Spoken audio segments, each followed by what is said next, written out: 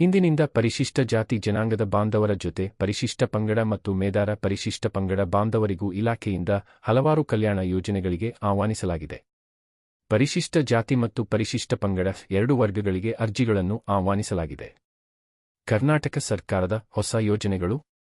ಸ್ವಾವಲಂಬಿ ಜೀವನಕ್ಕೆ ಸುವರ್ಣಾವಕಾಶ. ಸಮಾಜ ಕಲ್ಯಾಣ ಇಲಾಖೆಯ ವತಿಯಿಂದ ನಿಗಮ ಯೋಜನೆಗಳಿಗೆ ಅರ್ಜಿ ಆಹ್ವಾನ.